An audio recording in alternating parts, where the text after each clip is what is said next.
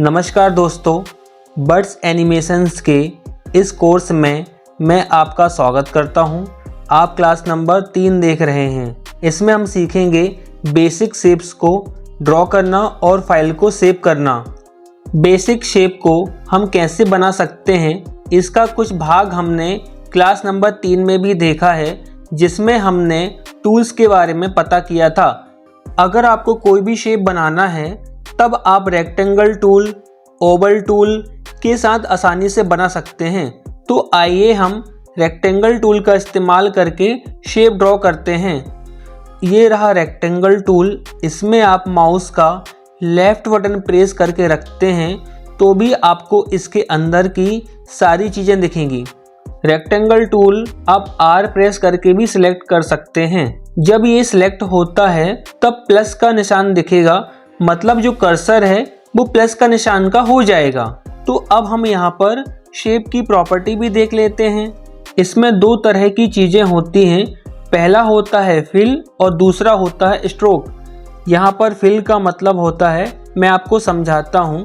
मैंने माउस का left button press किया और एक शेप बनाया। यहाँ पर फिल का मतलब होता है अंदर भरा हुआ कलर, और स्ट्रोक का मतलब होता है जो बाहर बॉर्डर दिखाई दे रहा है ब्लैक कलर का। यहाँ पर स्ट्रोक साइज का मतलब है कि जो बॉर्डर ब्लैक कलर का दिख रहा है उसका साइज भी हम बढ़ा सकते हैं। इसके बारे में हम और भी जानेंगे।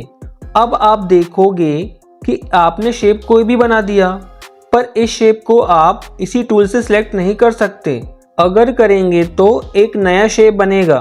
तो इसको सिलेक्ट करने के लिए हमें दे रखा है सिलेक्शन टूल। अब इसे सिलेक्ट करेंगे और माउस का लेफ़्ट बटन प्रेस करके फास्ट 2 बार क्लिक करेंगे। अब आप देखोगे कि जब भी हम शेप को बनाते हैं तब यहाँ पर एक ब्लैक कलर की फ्रेम लग जाती है।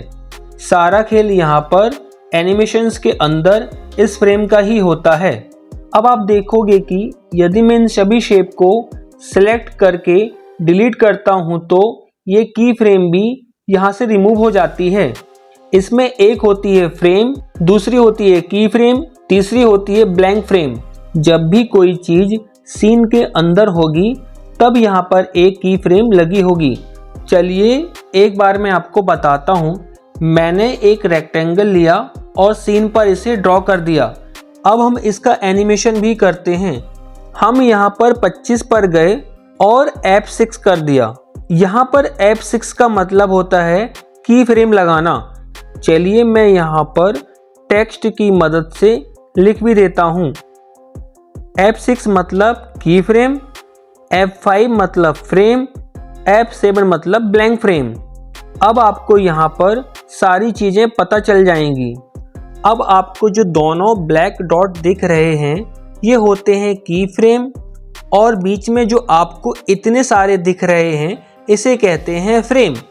इसमें एक चीज़ और होती है, जैसे मैंने की फ्रेम नंबर 1 में एक शेप बना रखा है और की फ्रेम नंबर 25 में टेक्स्ट मैसेज लिख रखा है, बाकी बीच में यहाँ पर कुछ भी नहीं है। आगे जाकर आपको ये धीरे धीरे सब समझ में आ जाएगा। अगर आपको की फ्रेम डिलीट करना है तब आप माउस का राइट क्लिक करके क्लियर की फ्रेम से हटा सकते हैं। यहाँ पर मैंने आपको बेसिक शेप ड्रॉ करना समझा दिया है और थोड़ा टाइमलाइन के बारे में भी समझा दिया है। अब आपको फाइल को सेव करना है, क्योंकि जब आप एनिमेट सीसी के अंदर इतनी मेहनत करके कुछ बनाते हैं तब उसे सेव करने के लिए ऊपर फाइल पर क्लिक करें। इसके बाद सेव एज पर क्लिक करके लोकेशन को सिलेक्ट करके फाइल का नाम देकर उसे सेव कर दें।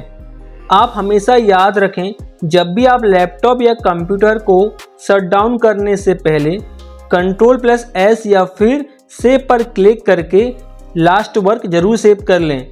तो दोस्तों, अभी तक आपने हमारे इस चैनल को सब्सक्राइब नहीं किया है तो कर लीजिए और नोटिफिकेशंस के बेल आइकन पर भी क्लिक कर दीजिए। धन्यवाद।